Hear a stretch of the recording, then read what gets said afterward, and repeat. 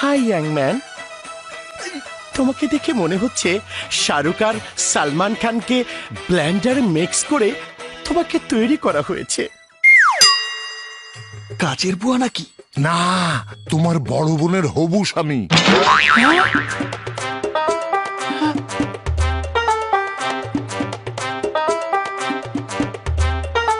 স্বামী? হ্যাঁ, কিন্তু ওর মেয়ে সেজে থাকার কারণ কি তা তুমি সময় মতো জানতে পারবে।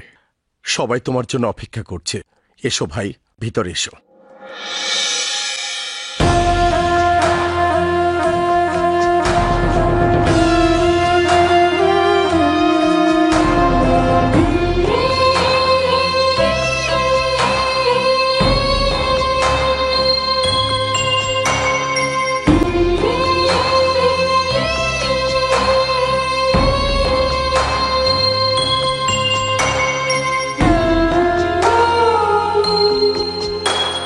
রাজাবাবু,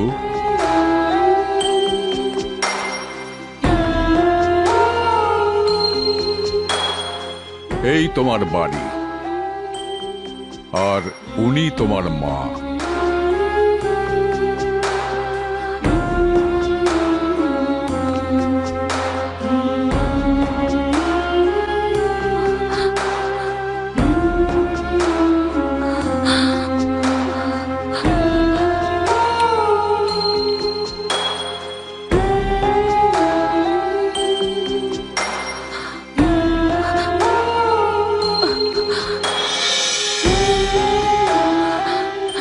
ওই ঘরের ভেতরে সৈয়দ বাড়ির আদর্শ রয়েছে, তাই সবার আগে সেই আদর্শের দোয়াটা নাও।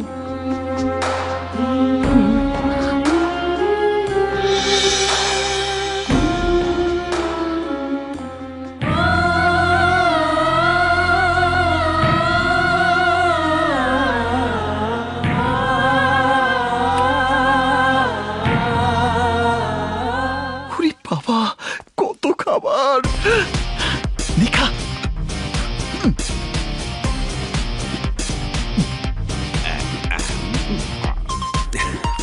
চেয়ার থাকতে দাঁড়িয়ে খাচ্ছ কেন ভাই?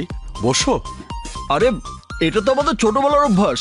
ফুটপাতে কত দাঁড়িয়ে দাঁড়িয়ে খেয়েছি। তুমি এখন ফুটপাতে নয় বাবা, জমিদার বাড়িতে খাচ্ছ। 25 বছর ধরে এই বাড়িতে ওই চেয়ারটা তোমার জন্য অপেক্ষায় আছে রাজাবাবু। বসো। আমি প্রতিদিন মমতাকে ভাত খাওয়ানোর সময় তোমাকে স্মরণ করে মমতার সাথে তোমার জন্য একই প্লেটে ভাত রাখতাম।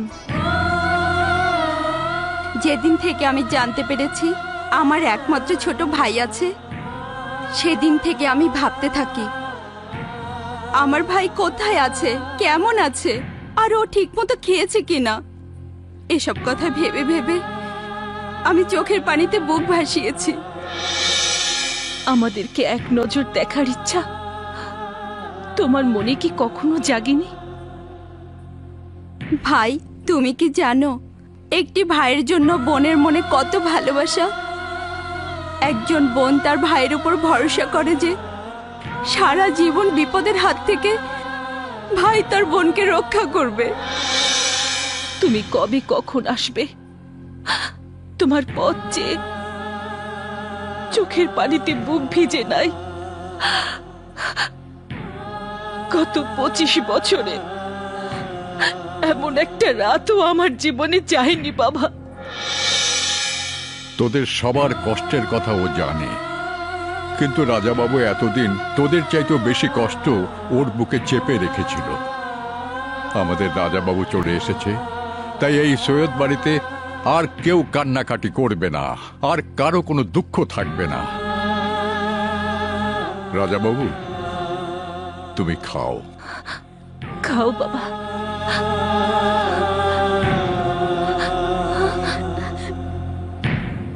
রাজা বাবু,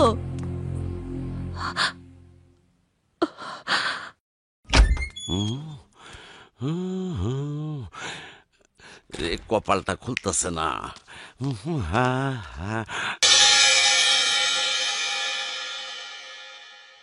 শক্তিশালী দেহ, বুক ভরা সাহস আর চোখ ভরা তেজ, কিন্তু মনটা তুলার মতো নরম। শুনলে তো আমার মনটা কেমন? রাজা বাবু, জি। ওকে 1,00,000 টাকা বকশিস দিয়ে দাও। 1,00,000 টাকা?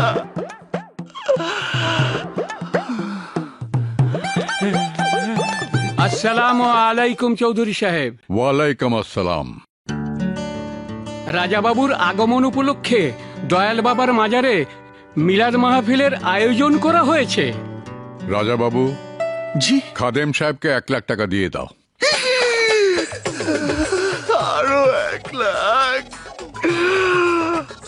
মন চাচ্ছে তোকে। এই শালা, বলেছিলি না 2,000 কোটি পাবো আর রাজা বাবু হয়ে রাজার হালে থাকবো? এভাবে 5 দিনে উল্টো আমার 5 লাখ চলে গেল। পুরো মাস শেষ হওয়ার আগে মনে হয় থালা নিয়ে আমাকে রাস্তায় গিয়ে দাঁড়াতে হবে।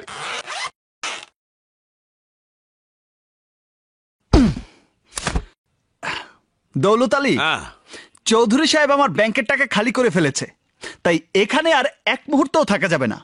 এক্ষুনি চলে যাব। চল চল।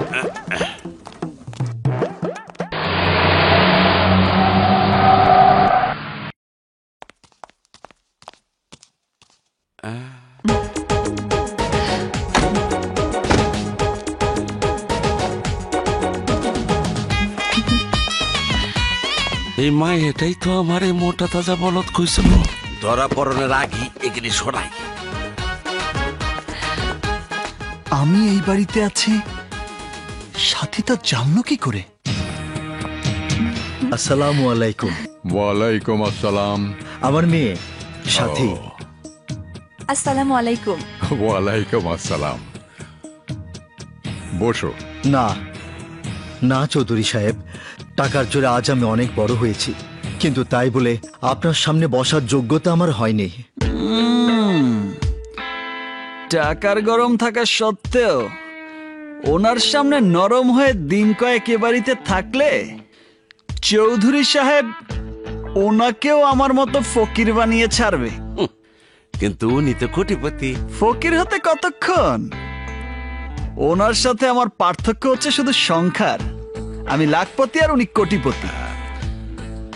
দেখিস শেষ পর্যন্ত ওনার মেয়ে এই বাড়ির কাজের বুয়া হবে, আর উনি হবে বড়জোর ম্যানেজার। আমি মালিক আর তুই হবি পাহারাদার। কি? আমি পাহারাদার? নয়তো কি, জমিদার। চৌধুরী সাহেব, আমার সাথীকে আপনাদের কাছে রেখে গেলাম। হবু বধূ হিসাবে এ বাড়ির সবার মন জয় না করা পর্যন্ত ও এই বাড়িতেই থাকবে। আচ্ছা আচ্ছা। আসসালামু আলাইকুম। ওয়ালাইকুম আসসালাম। সাথী, আমার মেয়ে।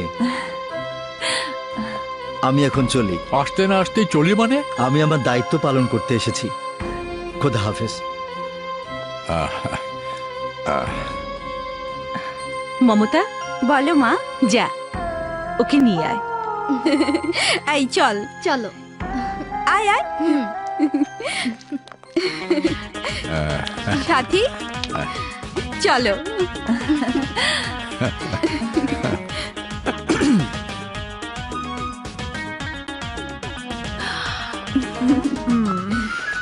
ও হচ্ছে আমার ছোট ভাই রাজা বাবু। হ্যালো। আসসালামু আলাইকুম। ওয়ালাইকুম আসসালাম। চলো। এই সর।